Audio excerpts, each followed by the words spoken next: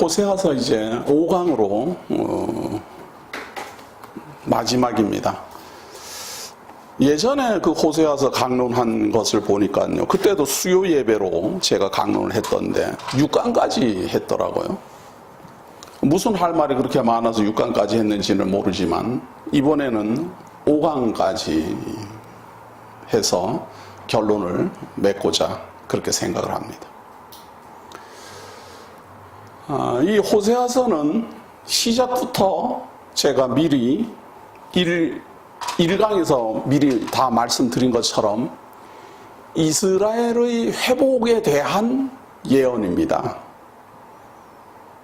심판에 대한 내용이 많이 나와 있기 때문에 심판의 그 이유, 하나님께서 심판하실 수밖에 없는 그 정확한 죄악상을 밝히는 내용이 많아서 이 호세아서의 주제를 이 하나님의 심판 혹은 하나님의 진노 이렇게 볼 수가 있지요. 분량이 많거든요. 그런 내용이 많아요. 그래서 이스라엘을 심판하시고 남쪽 유다도 심판한다. 그런 내용이 많아서 그 주제를 놓칠 수가 있으나 사실은 심판은 벌써 아담 타락 이후 우리에게 모든 인류에게 말이에요. 이스라엘뿐만 아니라 모든 인류에게 하나님의 심판은 기정사실화되어 있습니다. 심판을 받지 않을 존재는 아무도 없습니다. 그런데 왜 이스라엘은 이렇게 대표적 사례로 이렇게 합니까? 이거는요, 모든 인류가 심판받아 마땅하다는 걸 보여주려고 하나님이 선민을 택했어요. 택했다라는 말은 비록 심판받아 마땅할 존재이지만 하나님이 하나님의 긍휼하심으로 그들을 거저 조건 없이 구원하셨다. 이런 말이거든요. 택한 백성이다. 이 말이에요. 그래서 세상에 살다가 하나님 배반해서 심판받아 마땅한데 하나님이 그들을 선택했기 때문에 특별한 민족이 된 거예요. 근데 그렇게 선택함을 했다 하더라도 인간 본성이 이렇게 심판받아 마땅함을 보여주는 겁니다. 하물며 하나님의 선민도 아닌 이방인들이야 단 한 명도 못 벗어납니다. 하나님이 특별히 선택을 해서 가르치고 하나님의 뜻을 다 경고하고 선지자들로 교훈하고 그래도 심판을 받는데 하나님은 우리에게는 약속도 한 적 없고 말이에요. 선지자 보낸 적도 없는데 우리가 어떻게 구원을 받겠어요? 우리는 알지도 못하고 그냥 그렇게 살다가 그냥 죽는 거예요. 그냥 왜 심판받는지도 모르고 심판을 받는 거예요. 다 심판받는 거예요. 너 죄인이다. 예, 제가 죄인입니다. 그냥 심판받아야 마땅합니다. 이러고 다 심판받는 거예요. 그런데 오늘날 하나님 우리를 불쌍히 여겨서 그 대표적으로 선민으로 뽑은 이스라엘을 근거해서 이방인도 구원 얻는다라는 걸 보여주는 게 바로 이 호세아서입니다. 그래서 사실은 북이스라엘과 유다가 심판을 받지만 구원을 받는다. 그런데 거기에 이방인들도 포함되어 있다. 그런 것이. 그래서 이방인과 이스라엘이 하나가 된다라는 예언이 바로 호세아서입니다. 그래서 지난주까지 그 구원 얻는 것이 비둘기 같이 떨며 오리니 내가 그들의 집에 머무르게 하리라. 지난주 강론의 마지막이 그거죠. 비둘기 같이 떨며 정말 초라하게 말이죠. 독수리처럼 날아오며 이게 아니고 비둘기 같이 떨며 이 말은 정말 초라하고 볼품없고 정말 그런 상태에서 구원에 이른다. 그런 이야기죠.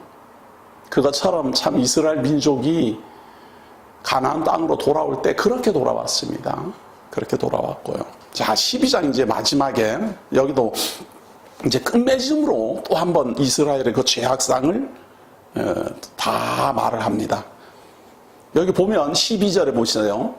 에브라임은 바람을 먹으며 동풍을 따라가서 종일토록 거짓과 포악을 더하여 아수르와 계약을. 그러니까 아수르 제국하고 국교를 맺은 거예요. 그래서 아수르 제국을 힘입어서 어떻게 해서든지 국가를 운영해 보려고 정치인들이 그런 거지요. 지금 정치인들도 다 그렇잖아요. 국제관계를 맺지 아니하고 어떻게 살겠습니까? 지금 우리가 하나님을 믿는 백성이지만 세상 돌아가는 걸 보세요. 국제교류를 하지 않고 살 수가 없어요. 북한을 보세요. 국제교류가 없으니까 뭐 자기네들 혼자 저러고 살고 있잖아요.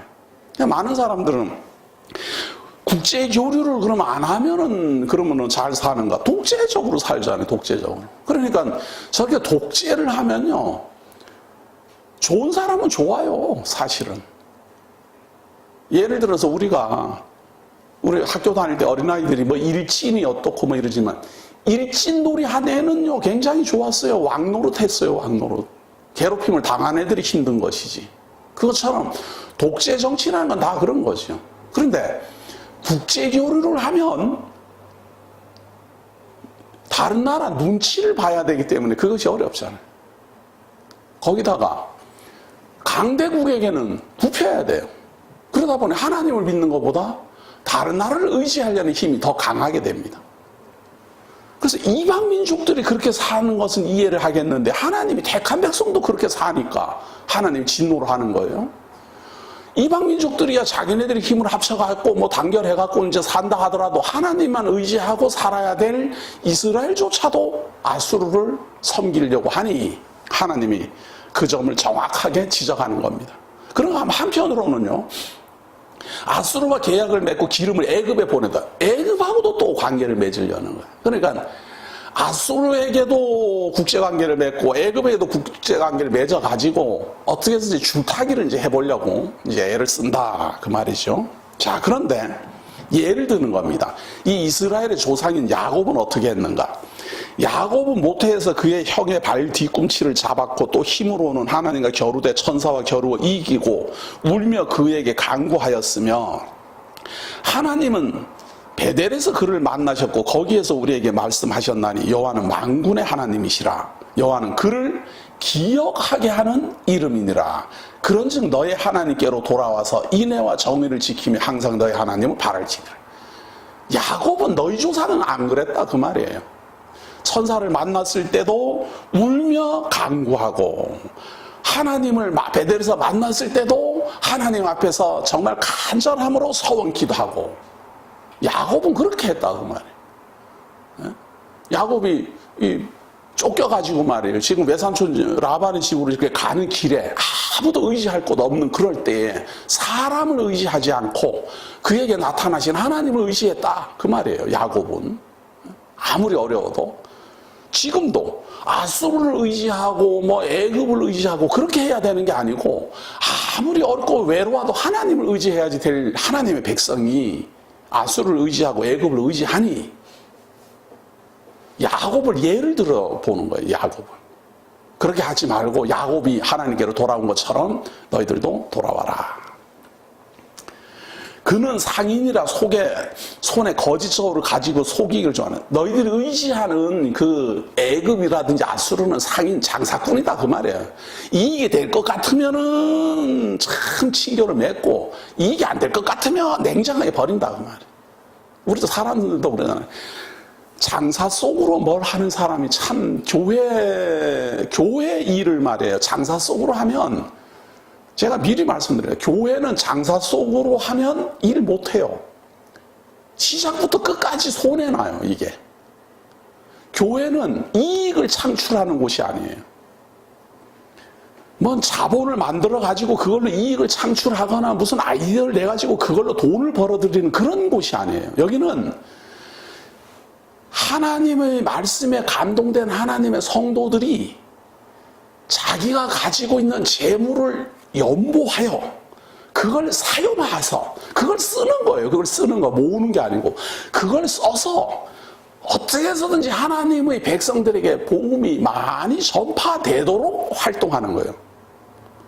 이익을 기대하고 하는 게 아니고 하나님의 백성들에게 베풀려고 하는 거예요. 그러니까 연보하고 돌아오는 게 없어요. 돌아오는 게 뭡니까? 하나님의 백성으로서 하는 가치로움이에요.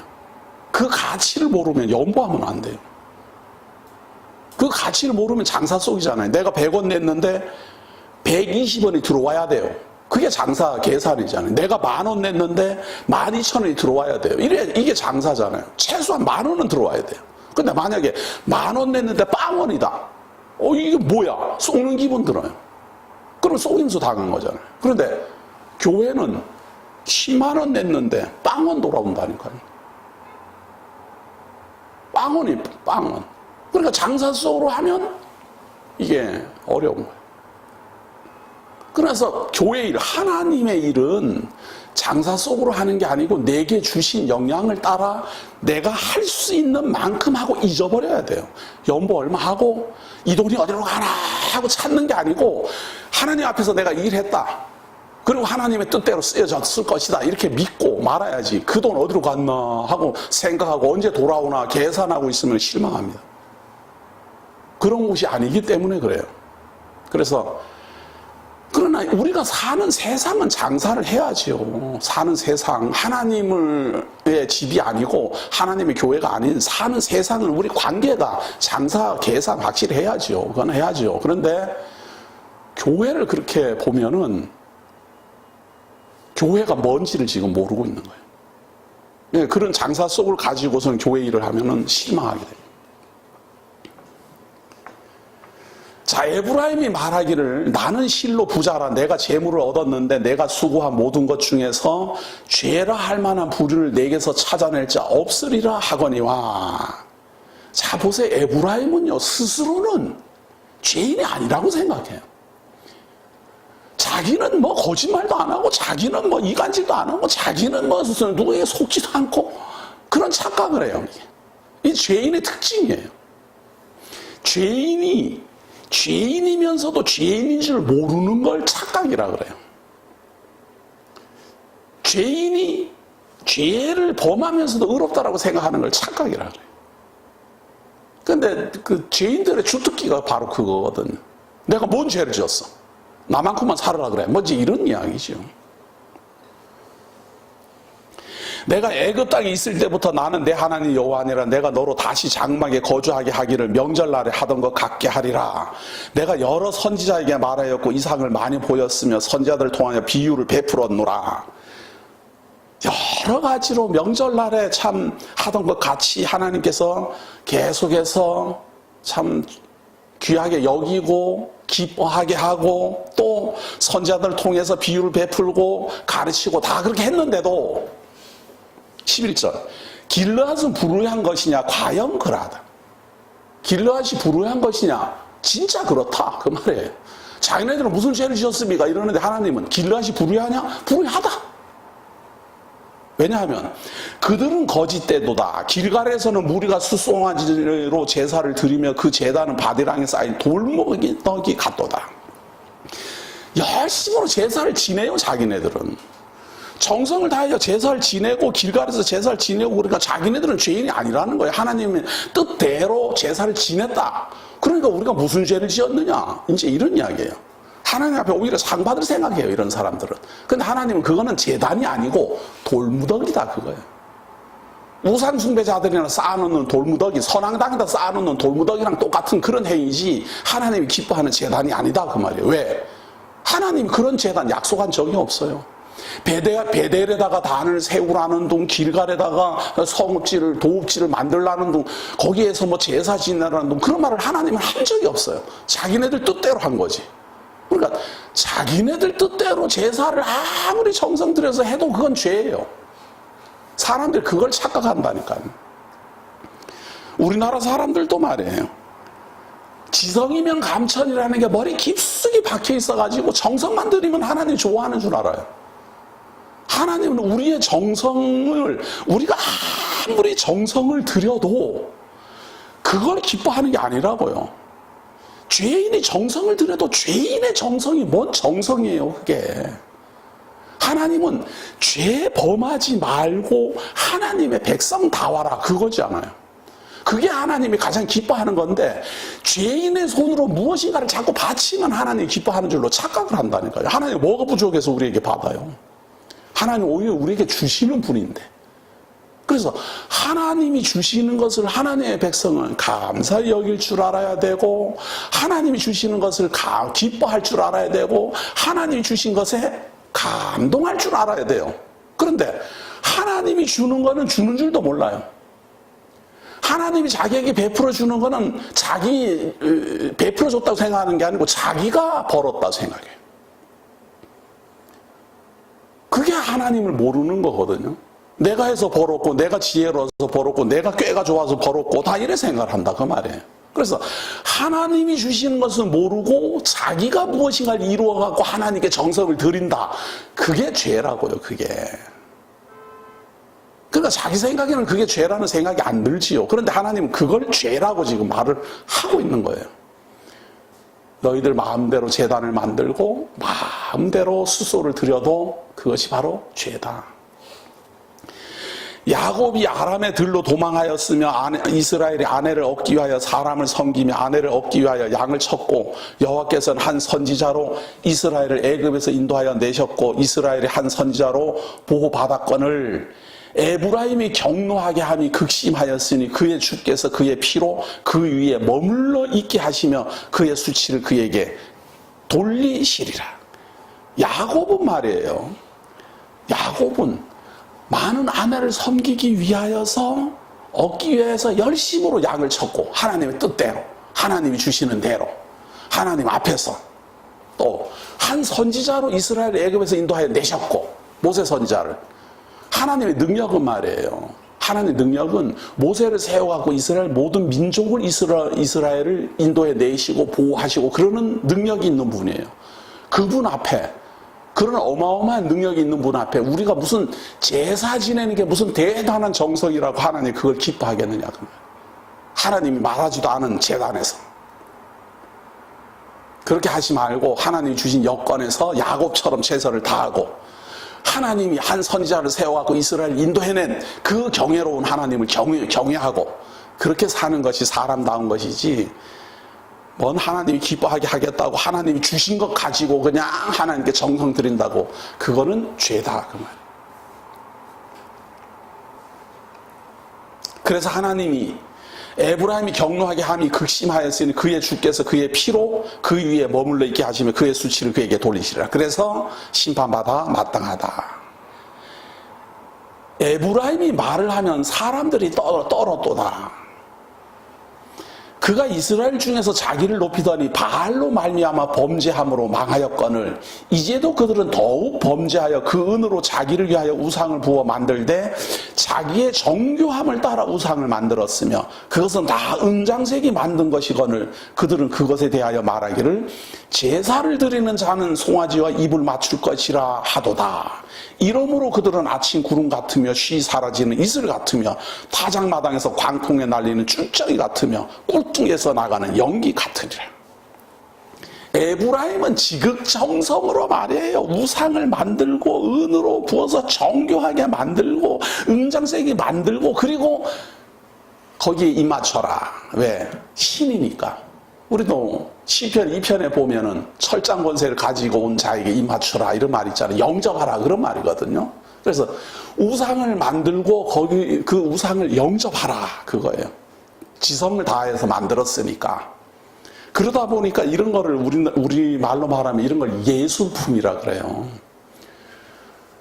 은장색이 만들고 도기장이가 만들고 이런 거를 예술품이라 그래요. 시간이 흐르면. 그리고 이런 우상도 오래될수록 영험해요. 오래될수록. 1000년 됐다, 2000년 전에 만들어졌다. 그렇게 영험해요. 그런데 하나님 그걸 뭐라 그러는가 하면 아침 구름 같으며 쉬 사라지는 이슬 같으며 잠깐 있다가 간다는 거예요. 어이구 그 우상이 1000년 동안이나 있었는데요. 그 사찰이 1000년 동안 있었는데요. 그 1000년이 잠깐 있다 가는 거라 그 말이에요. 하나님의 세계에서는. 하나님 보시기에는 그 우상 숭배하면서 막 정교하게 제사 지내면서 정성을 들이면서 뭔가 부유한 것처럼 잘 먹고 잘 살고 자꾸 그렇게 하는 것이 뭐 대단한 일이 아니고 잠깐 지나가는 영유아 같은 거다.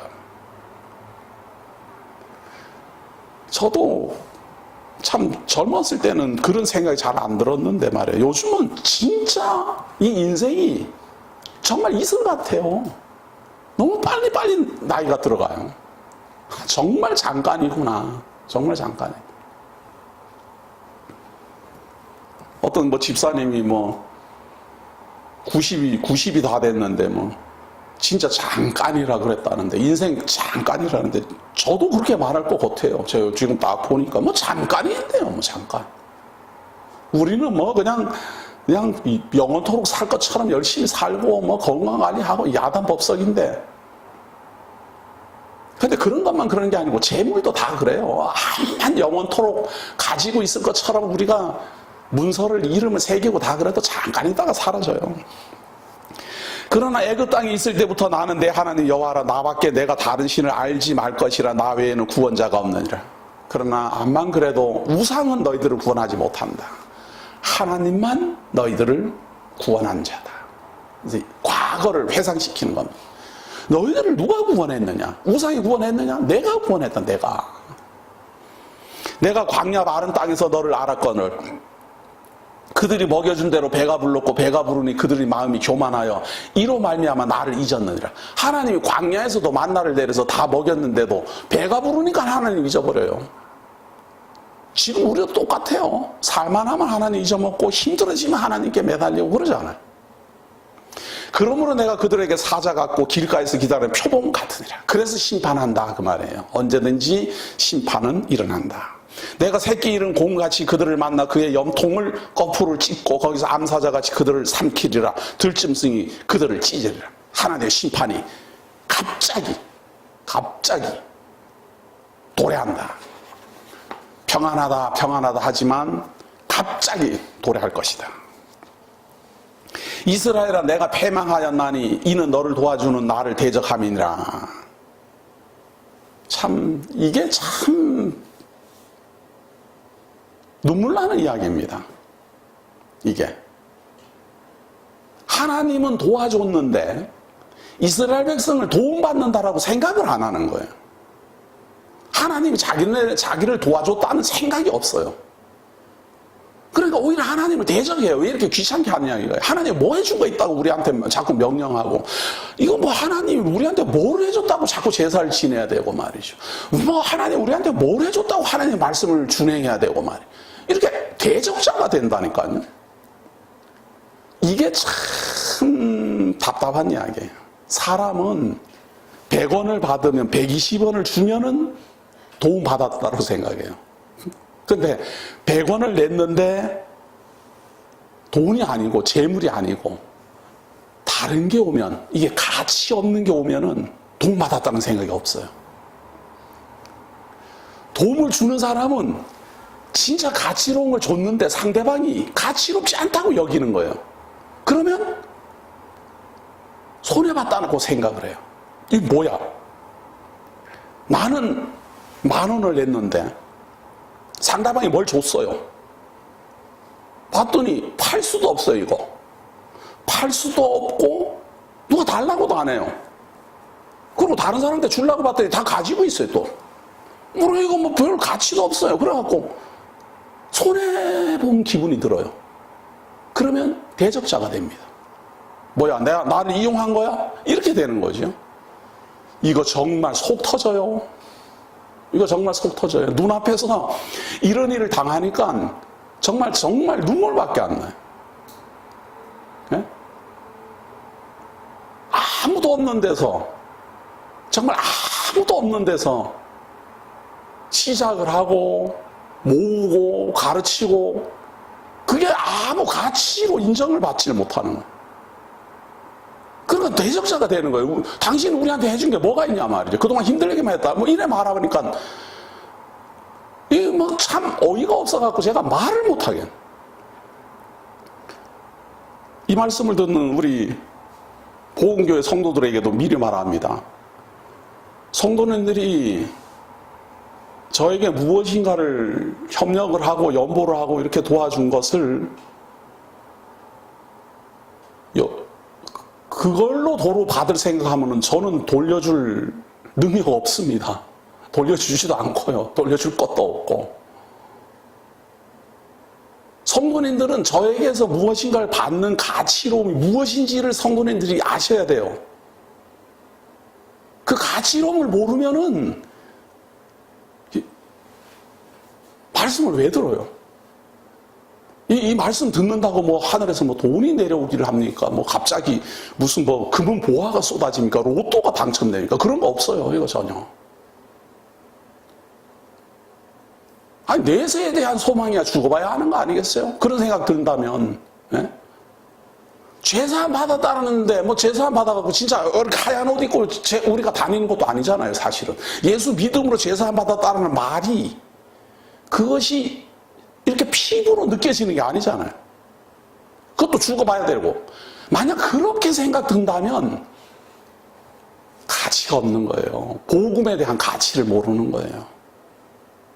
하나님 증거, 이 하나님의 말씀에 대한 가치를 모르는 거예요. 그러면 손해나는 느낌이 자꾸 들어요. 이용당하는 느낌이 들고.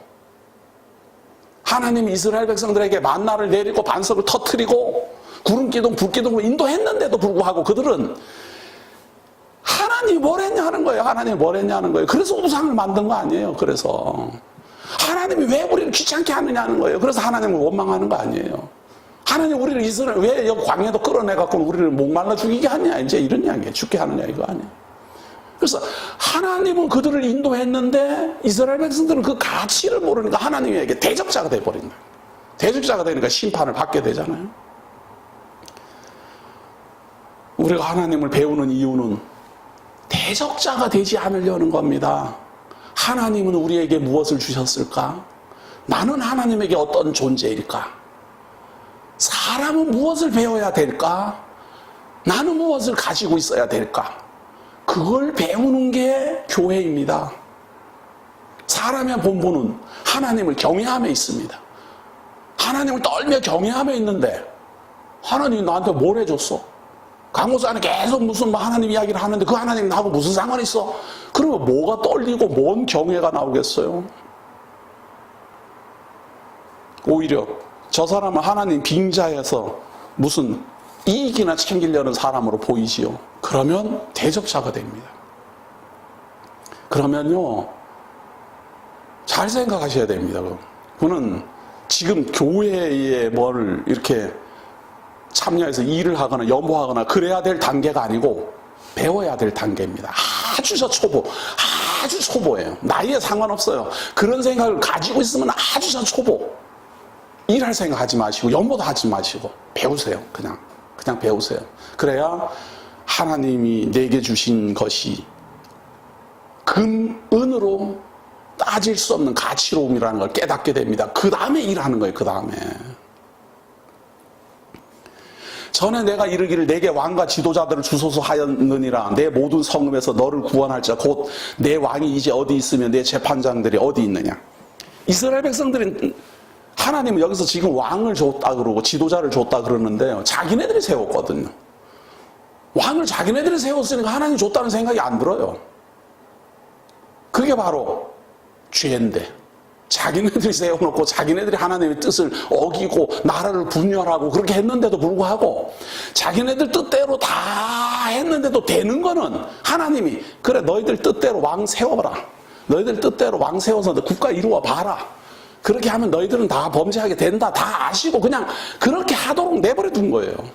그래서 그게 하나님이 한 건데 이스라엘 백성들은 자기네들이 왕을 세웠기 때문에 하나님이 왕을 주었다는 생각이 없어요. 근데 그 왕들도 자꾸만 이제 사라져가고 지도자도 없어져가고 국가는 점점 약해져 갑니다. 내가 분노함으로 내게 왕을 주고 진노함으로 패하였노라. 왜 없는 줄 아느냐? 내가 이제는 패할 때가 돼서 왕도 패했다. 에브라임의 부르가 봉합되었고 그 죄가 저장되었나니 해산하는 여인의 어려움이 그에게 임하리라. 그는 지혜 없는 자식이로다. 해산할 때가 되어도 그가 나오지 못하느니라. 내가 그들을 스올의 권세에서 속량하며 사망에서 구속하리니 사망아 내 재앙이 어디 있느냐? 스올아 내 멸망이 어디 있느냐? 뉘우침이 내 눈앞에서 숨으리라.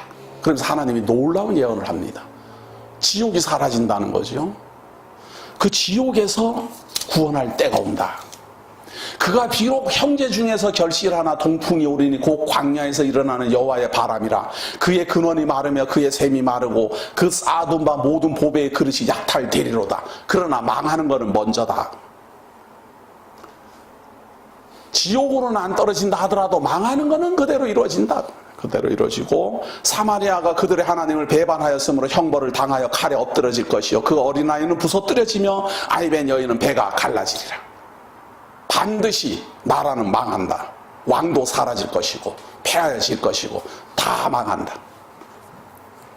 이스라엘아 내 하나님 여호와께로 돌아오라. 내가 불의함으로 말미암아 엎드려졌느니라. 왜 우리가 망했습니까? 하나님 앞에서 불의했기 때문에 엎어졌다. 그러니까 이제는 하나님께로 돌아와라. 너는 돌아오는데 어떻게 돌아와야 되는가 하면요, 너는 말씀을 가지고 여호와께로 돌아와서 아뢰기를. 말씀을 어떻게 가지고 돌아옵니까? 말씀을 가지고 돌아오는 방법을 제가 알려드릴게요. 이스라엘 사람들도 이걸 좀 알았으면 저는 좋겠어요. 말씀을 가지고 돌아오라. 이게 뭔 말인가 하면, 하나님이여 전에 이렇게 약속하지 않았습니까? 하나님의 말씀이 호세아서에 이렇게 기록되어 있지 않습니까? 이렇게 하나님께 아뢰라 그 말이에요. 말씀을 가지고 돌아오라 그 말은 예전에 하나님이 하신 말씀을 기억해내라 그 말이에요. 우리들에게도 하는 말이에요. 우리가 하나님께 간구할 때 하나님이 우리를 이렇게 그리스도 안에서 구원한다라고 말씀하시지 않았습니까? 예수 이름으로 죄사함 받게 해주신다고 약속하지 않았습니까? 예수 믿음으로 죄사함 받고 예수 믿음으로 중생하고 예수 믿음으로 하나님 백성 삼아주신다고 약속하지 않았습니까? 라고 하나님 앞에 들이대는 게 말씀을 가지고 돌아오는 거예요. 그런데 한 번 배우지도 않고 하나님 뭔 약속했는지도 모르고, 이 호세아서도 앞에 무슨 약속이 있는지를 알아야 되잖아요. 제가 이거 마지막에 하나님이 1장, 2장, 3장에 걸쳐서 하나님이 말씀하신 이스라엘에 약속하신 그 약속을 잊어버렸을 것 같아서 제가 다시 한번 상기시켜 드릴 거예요. 그거 가지고 이스라엘은 돌아와야 돼요. 자, 너는 말씀을 가지고 여호와께로 돌아와서 아뢰기를, 모든 불의를 제거하시고 선한 바를 받으소서. 우리가 수송하는지를 대신하여 입술의 열매를 주께 드리래. 이런 걸 뭐라 그런가 하면 맨입이다 이 말이에요. 입만 갖고 하나님께 드리는 거예요. 너무너무 좋지 않아요? 제사 제물 들고 오지 마시고 하나님의 말씀을 가지고 와가지고 수송아지를 대신해서 입술의 열매, 말의 열매, 하나님이 이렇게 약속하지 않았습니까? 하나님께서 약속하신 대로 우리를 구원하여 주옵소서.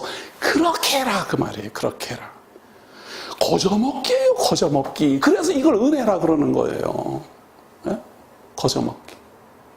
이 쉬운 거를 안 하고, 뭔 지극정성이면 하나님이 좋아하실 거라고 그냥 지성이면 감천이라고 왜 그래요? 하나님은 그렇게 안 하시고, 너희들이 돌아와라. 어떻게 돌아오는 줄 아느냐? 내가 한 말을 가지고 와라. 그리고 내가 한 말을 가지고 수소를 대신해서, 제사 지내는 제물 대신해서 입술의 열매, 말로 해라, 말로. 그 말로 하는 게 기도예요. 말로 하는 게 간구고. 우리가 그렇게 하잖아요, 지금. 수송아지를 대신해서. 우리는 제물 안 바치잖아요, 전혀. 그런데 이런 예언을 진짜 하나님이 예수 그리스도 오기도 전에 이렇게 예언하고 있다는 건 놀랍지 않습니까? 우리가 아수르의 구원을 의지하지 아니하며 말을 타지 아니하며 다시는 우리의 손으로 만든 것을 향하여 너희는 우리의 신이라 하지 아니하오리니, 아수르의 구원을 의지하지 않고 전쟁도 하지 않고 우리의 손으로 만든 우상을 향하여 신이라 하지 않고, 이는 고아가 주로 말미암아 긍휼을 얻음이니이다 할지니라. 하나님이 우리를 불쌍히 여긴다 그거예요. 하나님이 우리를 불쌍히 여겨주시는 그 은혜로 말미암아 구원에 이른다. 이게 입술의 열매예요. 그냥 말아야 말이지. 하나님이 뭘 약속을 했는지도 모르고 하나님이 왜 긍휼을 베푸는지도 모르고 그러면은 할 말이 없잖아요. 할 말이 없잖아요. 입술의 열매는 말을 해야 되거든요. 말을. 무슨 말을 합니까? 하나님이 하신 말씀을 하는 거예요. 내 말을 하는 게 아니고. 내 말을 하는 게 아니고 하나님이 이렇게 약속하지 않았습니까? 어떻게? 긍휼로 우리를 구원한다라고. 그래서 하나님이 그때가 되면 이렇게 하실 거예요. 4절에 보세요. 내가 그들의 반역을 고치고 기쁘게 그들을 사랑하리니 나의 진노가 그에게서 떠났습니다. 하나님이요. 그때가 되면 반역을 고쳐요. 하나님이 고쳐요. 하나님이. 우리가 뭐 반역했다가 뭐 다 고치는 게 아니고 하나님이 고쳐요.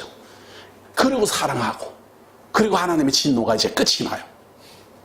내가 이스라엘에게 이슬과 같으리니 그가 백합화 같이 피겠고 레바논 백향목 같이 뿌리가 박힐 것이라.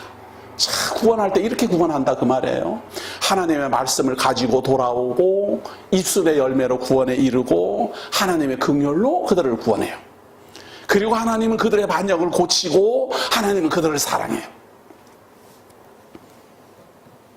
백합화 같이 피어나겠고 레바논 백향목 같이 뿌리가 박힐 것이라. 하나님 이슬이라는 거는 말이에요. 언제 내리는지 모르게 잔잔하게 내려있지만 온 천지에 내려있잖아요. 이슬과 같다라는 말은 그런 말이에요.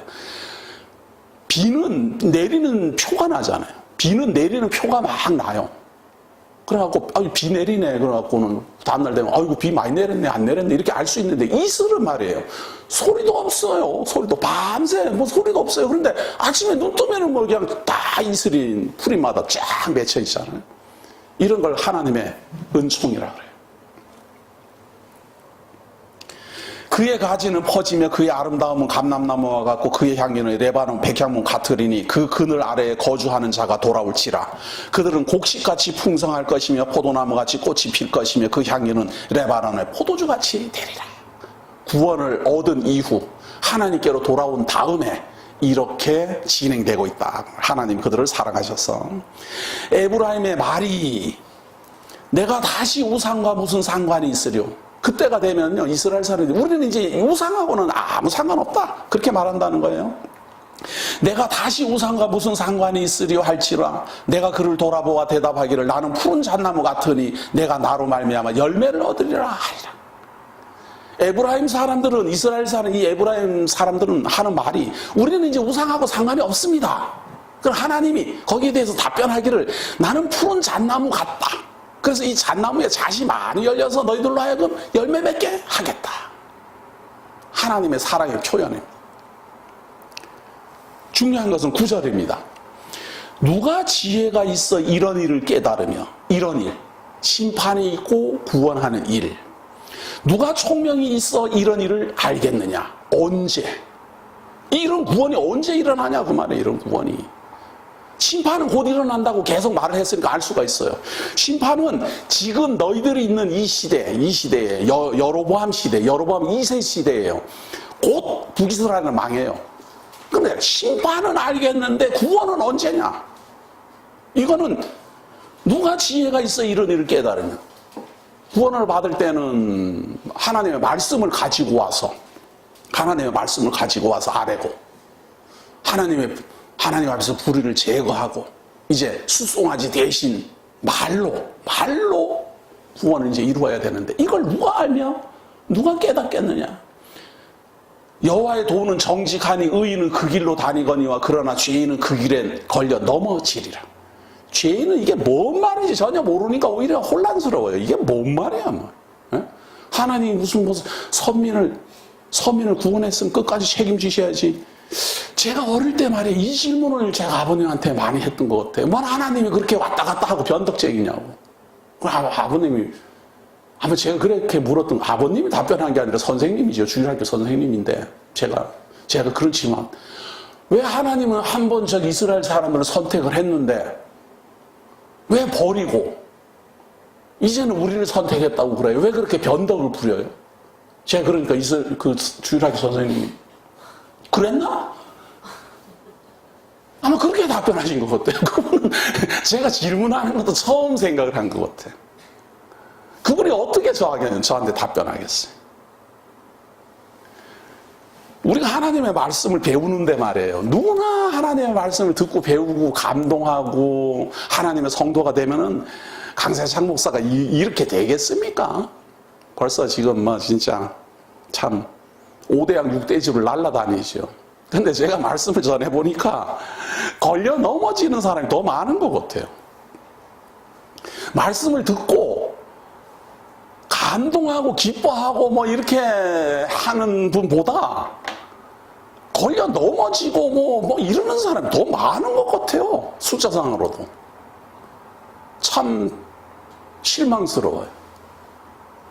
그래서 저는 이제 더 높이 떠서 더 많은 사람을 대상으로 해서 해야 될 것 같아요. 그래서 뭐 100명에 1명, 뭐 1000명에 2명, 뭐 이런 정말 이거는 참 진짜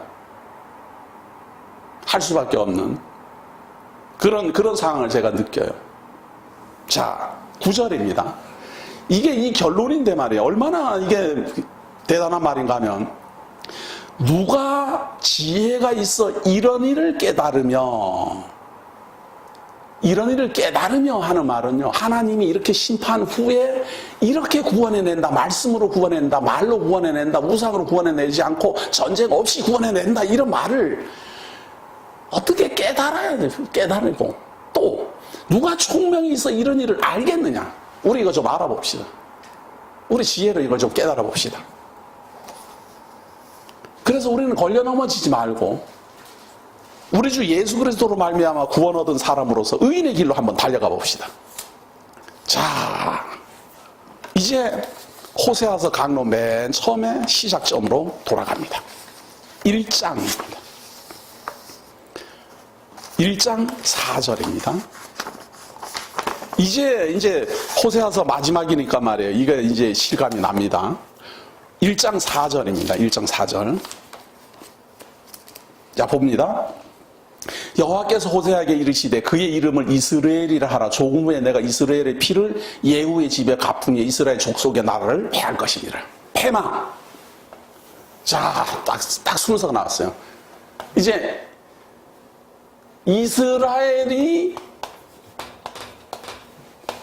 패망한다. 예언 딱 했어요. 예언. 이스라엘의 패망 예언했어요. 자, 그 다음에 그날에 내가 이스라엘 골짜기에서 이스라엘의 활을 꺾으리라 하시니라. 그리고 6절을 봅니다. 8절을 봅니다. 8절. 고멜이 로루하마를 젖댄 후에 또 임신하여 아들을 낳으며 여호와께서 이르시되 그의 이름을 로암미라 하라. 너희는 내 백성이 아니요 나는 너희 하나님이 되지 아니할 것입니다. 완전히 패망하고 하나님이 버려요. 누구를? 이스라엘을 패망할 것이고 버릴 것이다. 시작이에요. 이스라엘에게 약속이 되어 있어요. 자, 그런데 8절 봅니다. 8절.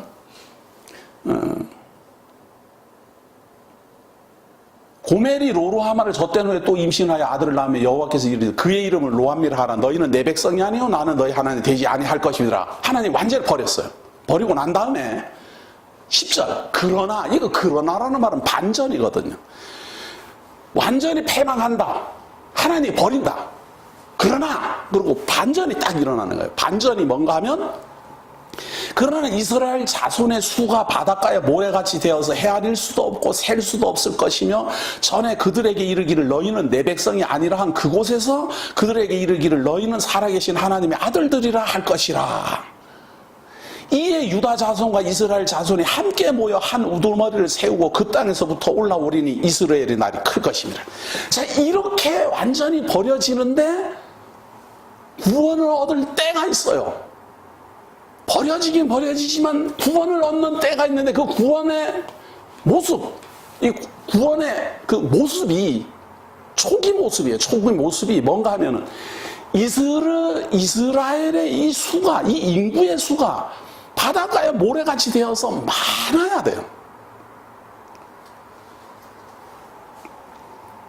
제가 전에 이런 거 하니까 바닷가에 모래와 같이 그 수가 얼마나 많을까? 이스라엘 백성이 말이에요. 이스라엘 백성이 이집트에서 아브라함에게 하나님이 내 자손이 바다의 모래처럼 하늘의 별처럼 많게 하시리라 이렇게 약속하신 하나님이 이 이스라엘 백성을 인도해내서 가장 부강하게 되었을 때가 언제였는가 하면 통일 이스라엘이었어요. 다윗이 세운 통일 이스라엘. 그때가 가장 강대했어요. 영토가 가장 넓었고 인구도 가장 많았어요. 다윗이 있을 때 12지파가 다 통일되었고 솔로몬 때까지. 그리고 그때 그 솔로몬은 그 다윗이 이룩한 그 넓은 영토와 그 부를 그대로 받아서 가장 영화로운 왕위직을 수행하다가 정말 하고 싶은 거 다 하다가 죽은 사람이 솔로몬이에요.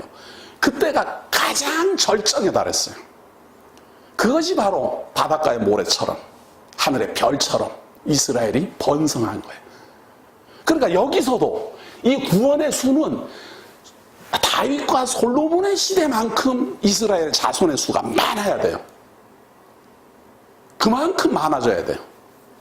근데 역사적으로 다윗과 솔로몬 이후 그렇게 많은 이스라엘의 수는 현대에 이르러서 이루어졌어요. 그 전까지는 이스라엘 백성들이 그렇게 세계 곳곳에 흩어져 있지만 그 존재 자체가 미미했어요. 왜냐하면 자기네들끼리 단합이 일단 안 됐어요. 자기네들끼리 단합이 안 됐기 때문에 각각 흩어져 가지고 그냥 자기 쪼대로 막 이렇게 살았지. 뭐 이스라엘 사람이라 뭐 지금처럼 유대인들은 단합이 잘 되는 걸로 지금 아직 19세기에 이르러서 그러는 거라니까요.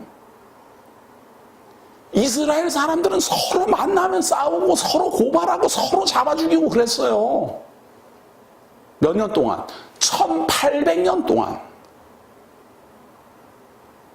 그러다가 2차 대전 때 어마어마하게 수많은 사람이 죽으면서부터 우리가 우리 민족을 사랑하지 않으면은 우리 민족을 구원해내줄 사람은 이 세상에 존재하지 않는구나. 우리 민족을 사랑해줄 다른 나라는 존재하지 않는구나라는 걸 깨닫고 그들이 모이기 시작했고 힘을 합치기 시작했어요. 그걸 시온주의 운동이라 그래요. 하나님이 택하는 우리 백성들을 이방 민족들은 우리를 사랑하지 않는구나. 우리들이 서로 사랑하고 감싸지 않으면 우리는 갈 데가 없구나 하는 걸 깨달은 게 그게 바로 19세기부터예요. 그 전까지는요. 그러니까 여기 지금 10절에 말하고 있는 이 바닷가의 모래와 같은 이 구원은 현대에 와서 이루어졌다 그 말이에요. 독립. 1948년 독립. 그때 가서 이스라엘 민족의 수가 세계 도처에 얼마나 많은지 그 정체가 드러났어요. 그 전까지는 베일에 가려 있었어요.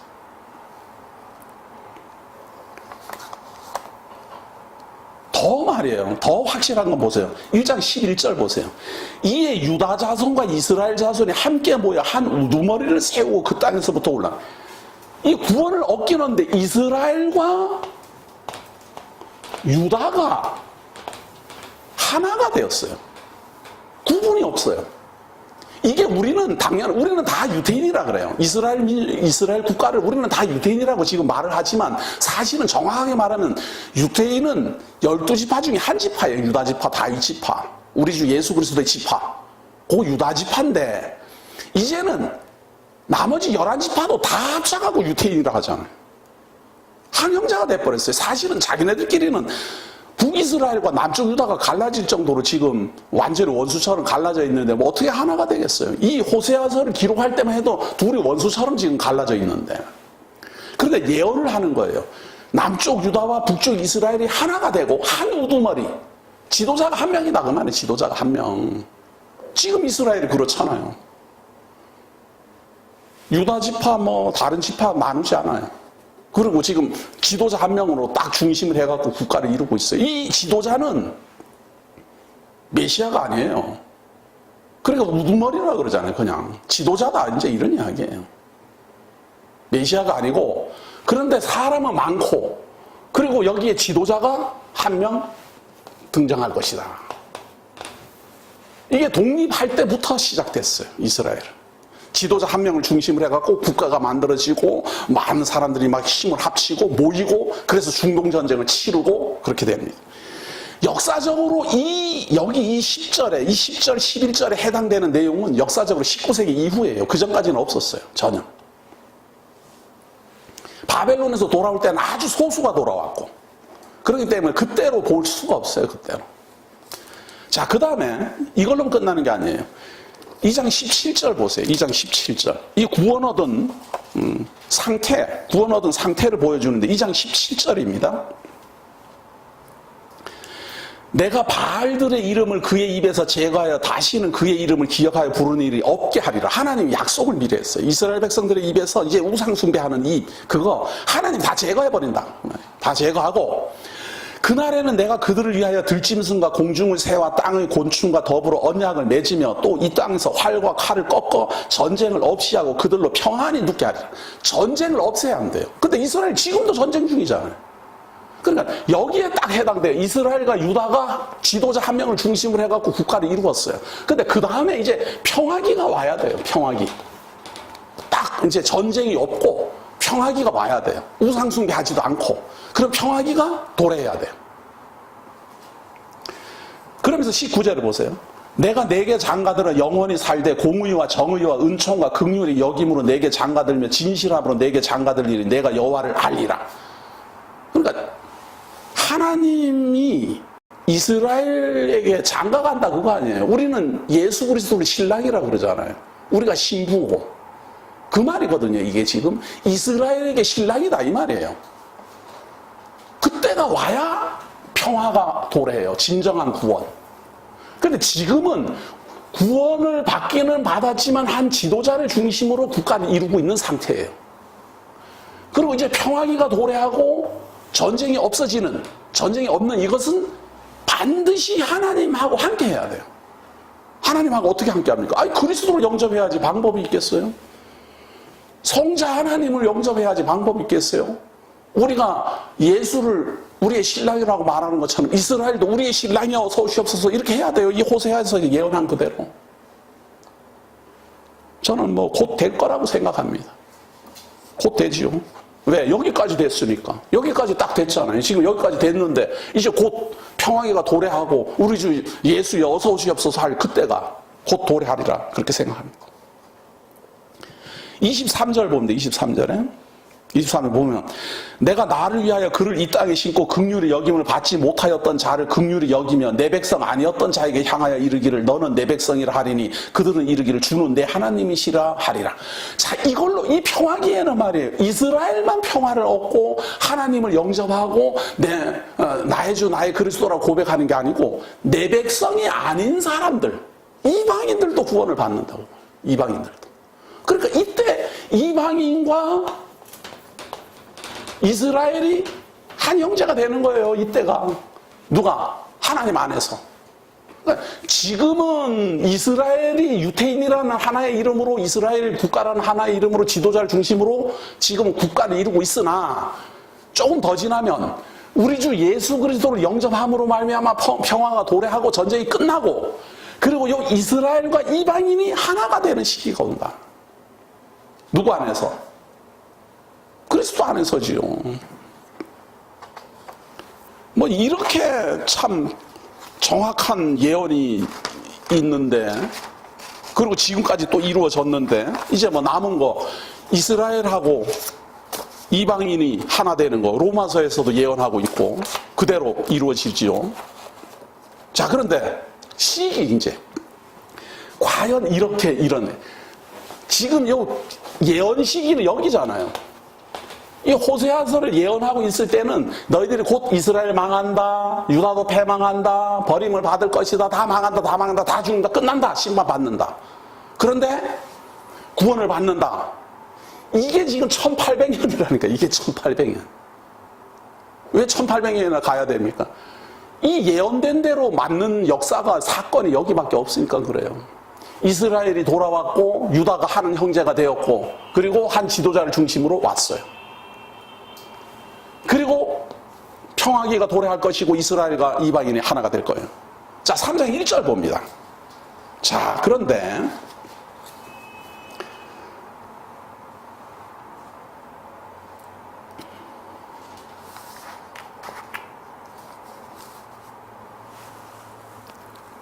가만히 있어봐요. 이게 지금 자, 3장 4절부터 봅니다. 3장 4절.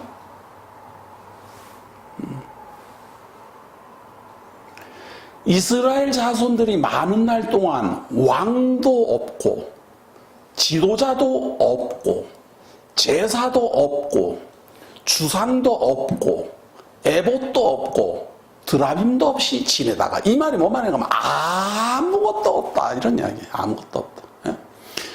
왕도 없고 지도자도 없고 제사도 없고 주상도 없고 에봇도 없고 드라빔도 없고, 그러니까 우상 숭배할 만한 그런 뭐 제단도 없고 성전도 없고 아무것도 없다. 그렇게 해서 지내다가 그 말이에요. 자, 이게 언젠가 하면은 지금 우리 주 예수 그리스도 오실 때만 해도 성전이 있었잖아요. 예수 그리스도가 있을 때만 해도 제사가 있었어요. 예수 그리스도 시대도 제사 다 지냈잖아요. 그런데 이스라엘 자손들이 많은 날 동안 왕도 없고 지도자도 없고 제사도 없고 그랬으니까, 제사도 없으시고 다 한 날은 예수 그리스도 이후 주 70년이에요. 그때부터 이스라엘은 1948년에 독립할 때까지, 지금도 마찬가지, 지금도 제사도 없고, 지금은 이제 지도자도 있잖아요. 근데 지도자도 없고 왕도 없고 그냥 떠돌이 유랑민족이 돼가지고 온 세계를 돌아다녔어요. 그러다가 5절 보세요. 5절. 그 후에 이스라엘 자손이 돌아와서 그들의 하나님 여호와와 그들의 왕 다윗을 찾고, 아니 다윗이 지금 이 호세아서를 기록할 때보다도 거의 700년 전, 거의 뭐예요, 호세아서를 기록할 때 300년 전에 먼저 죽은 사람인데 그 다윗을 어떻게 찾겠어요? 그러니까 아브라함과 다윗의 자손을 찾는 거죠. 그 후에 이스라엘 자손이 돌아와서 그들의 하나님 여호와와 그들의 왕 다윗을 찾고 마지막 날에는 여호와를 경외함으로 여호와와 그의 은총으로 나아가리라. 자, 이 예언. 이스라엘이 패망하고 이스라엘이 많은 수가 되어서 지도자를 중심으로 해서 이루어지리라. 그리고 평화기가 도래하는데 이스라엘과 이방인이 다 하나가 될 것이다. 이 예언이 언제 이루어집니까? 많은 날 동안 왕도 없고 군도 없고 주상도 없고 제사도 없고 그렇게 지내다가, 그 다음에 지도자가 이제 생기고, 그 다음에 이제 이스라엘이 하나님께로 돌아오고 예수를 영접하고, 그리고 하나님을 경외하고, 그리고 하나님의 은총으로 나아갈 것이다. 미래입니다.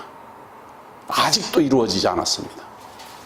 이스라엘은 아직도 하나님께는 돌아왔는데 그들의 왕 다윗을 찾지 않고 있습니다. 이제는 하나님께로 돌아왔어요. 하나님을 믿고 하나님을 경외하는 것은 맞는데 그들의 왕 다윗을 안 찾아요. 아직도 찾기는 찾는데 뭐 10,000명이 찾는다나 뭐 20,000명이 찾는다, 그 정도로는 안 돼요. 더 많이 찾아야 돼요. 그리고 마지막 날에는 우리와 같이 예수를 그리스도로 떨며 즐거워하며 하나님을 경외할 때가 올 것입니다. 이것은 지금 우리가 살고 있는 현대로부터도 미래에 대한 예언입니다. 과연 언제 이루어질지 우리가 보게 될는지 그건 모르지만 적어도 이거는 이루어졌어요. 이스라엘과 유다가 한 형제가 되어서 한 지도자를 중심으로 지금 현재 존재하고 있습니다. 과연 이들이 언제 우리 주 예수 그리스도를 영접할는지, 언제 전쟁이 끝마치고 우리 주 예수 그리스도 안에서 우리가 함께 하나님만 경외하게 될는지 그것은 모르나 진행되는 걸로 봤을 때 반드시 곧 도래하리라 생각합니다. 오늘 호세아서 제5강, 하나님께서 호세아를 통해서 예언한 그대로 이스라엘이 우리 다윗의 자손, 우리 주 예수 그리스도를 영접하는 그날이 빨리 도래하기를 예수 이름으로 기원합니다. 하나님 우리를 사랑하시고 우리에게 놀라우신 하나님의 지혜를 주셔서 언제 이런 일이 일어나는지, 언제 이런 일이 우리에게 도래하는지 깨닫게 하시고 또 나아가서는 증거하게 하시니 고맙습니다. 누가 이 놀라운 하나님의 일을 깨달으며 누가 놀라운 이 하나님의 일을 알겠습니까? 하나님께서 눈을 열어 보여주시고 하나님께서 깨닫게 하시고 하나님께서 섭리하시는 이 역사를 증거하게 하시니 너무너무 고맙습니다. 우리로 하여금 그리스도 안에서 이 아름다운 복음의 길, 이 주의 도를 떠나지 말게 하시고 의인의 길을 따라 우리 주 예수 그리스도를 힘입어 걸어가도록 인도하여 주옵소서. 하나님이 언약하신 이 언약이 우리에게 걸림이 되지 말게 하시고 오직 하나님만 의지하고 우리 주 예수 그리스도를 따라야만 되는 순종하게 하는 아름다운 길이 되도록 붙들어 주옵소서. 오늘도 우리와 함께 하심을 감사드리오며 예수님 이름으로 기도드립니다.